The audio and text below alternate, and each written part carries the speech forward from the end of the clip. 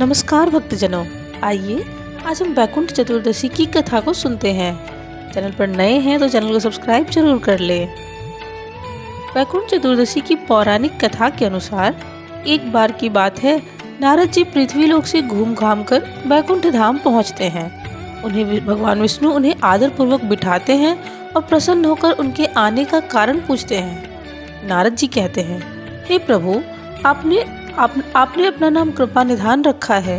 इससे आपके जो प्रिय भक्त हैं वही तर पाते हैं। जो सामान्य नर नारी हैं वह वंचित रह जाते हैं। इसलिए आप मुझे कोई ऐसा सरल मार्ग बताएं जिससे सामान्य भक्त भी आपकी भक्ति कर मुक्ति पा सके।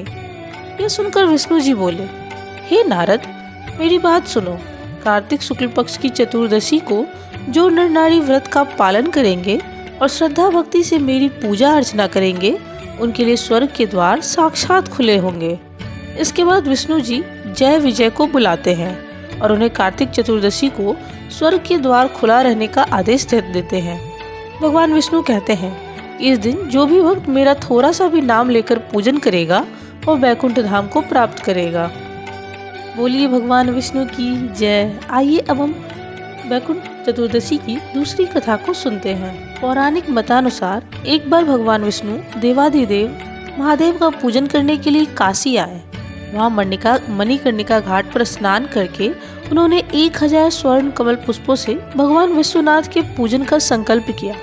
अभिषेक के बाद जब वे पूजन करने लगे तो शिव जी उनकी भक्ति की परीक्षा के उद्देश्य से एक कमल पुष्प कम कर दिया।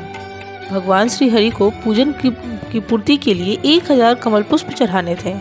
एक पुष्प की कमी देखकर उन्होंने सोचा, मेरी आंखें भी तो कमल के ही समान हैं, मुझे कमल नयन और पुंडरीकाक्ष कहा जाता है। यह विचार कर भगवान विष्णु अपनी कमल समान आंख चढ़ाने को प्रस्तुत हुए।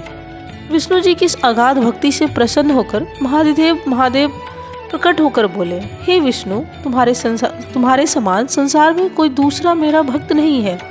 आज की यह कार्तिक शुक्ल चतुर्दशी अब बैकुंठ चतुर्दशी कहलाएगी और इस दिन व्रत पूर्वक जो पहले आपका पूजन करेगा उसे बैकुंठ लोक की प्राप्ति होगी।